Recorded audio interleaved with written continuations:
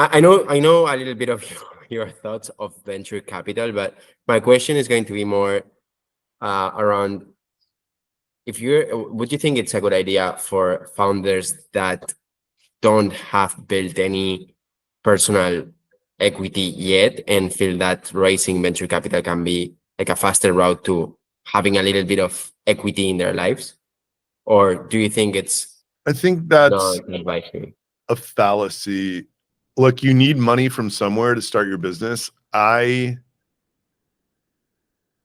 mean, it's hard, but like, I think having another source of income, like selling info products or like selling agency services or whatever, like anything that just, there's a lot of easier ways to generate cash than SaaS. I think that's the best option. If you have a lot of experience in a certain field and you're quitting to start a SaaS, doing fractional work to like kind of pay your rent or whatever while you're building the SaaS, I think is a great option.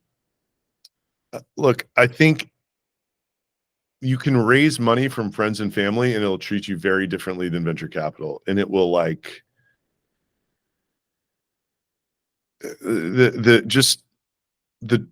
yeah.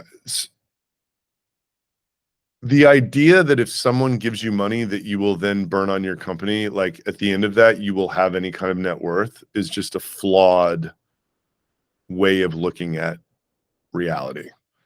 Unfortunately, there's no way around it because like if you're 24 and you're dead broke and you have this great idea and you have a little prototype and somebody's like, I'll give you 1 million at $5 million.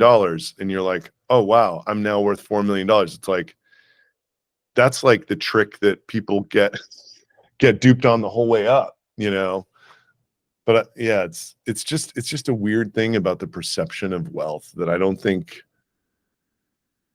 I just think it's a sad reality of, it's a bad reason to take money, to feel like you have equity in something. That money that person gave you meant nothing more than they were willing to write a check to bet on you. It's not equity because that money's going to be gone. At some point, that money will be gone, right? Like, and probably so will the equity that you have in your mind that you have, right? So, yeah, I mean, I just, being the YC establishment talks about getting to ramen profitability, meaning like you can live dirt cheap, like in your parents' basement eating ramen noodles or whatever, but like your customers are paying for that. If you can just get there, then you control your own destiny.